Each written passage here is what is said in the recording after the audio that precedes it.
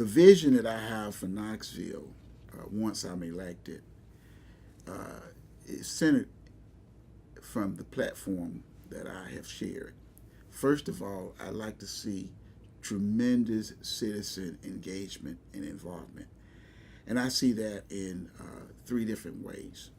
One way, I do see citizens coming to city council meetings, but city council meetings are generally around 5 o'clock on Tuesday, and everybody can't attend. I think we want to see a better involvement in city council meetings, and not just centered around when there's an issue that affects you negatively.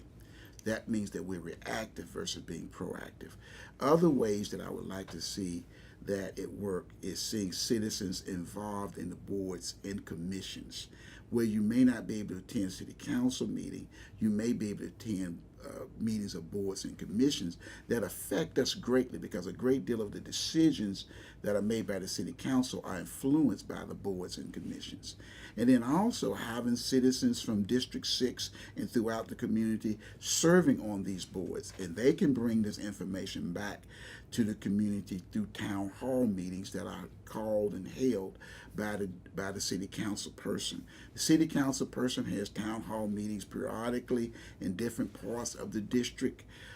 They should be scheduled, whether it's monthly would be great, quarterly would be a minimum, but bi-monthly maybe. But having these town hall meetings and having these commissions and boards personnel there, making sure that we're understanding what's going on, what's starting, because a number of times when we start to get involved as citizens is after the decision has been made, after resources has been expended, after things have been established, and then it seems like they're coming to the community to get it rubber stamped versus coming to the community to say, how do you think this should work? And there are examples of that. And it's not to say the city itself have not reached out to citizens. We just not have had the citizen involvement and citizen engagement we needed to have prior to that point. Secondly, I think that we need to make sure, this is the second thing over the platform, that we need to make sure we have neighborhood enrichment. Neighborhoods are being impacted and affected in a lot of negative ways. Now, the city, I think, has done a fantastic job with neighborhoods. They've had a lot of programs to work with neighborhoods, but still it seems like neighborhoods are being surprised, or they seem to feel like they're being abused or neglected at times when certain decisions are made. So getting neighborhoods involved, first getting involved at the citizen level, then getting involved at the neighborhood level, and making sure neighborhoods are involved in making community decisions, because there are decisions that are made in one part of the community that affect other neighborhoods. And that's not just with the school system, but the school system is one of those factors. And then we have other ways that decisions are made when they move a hospital from one, and it doesn't have to be in District 6. That hospital can be moved from District 4.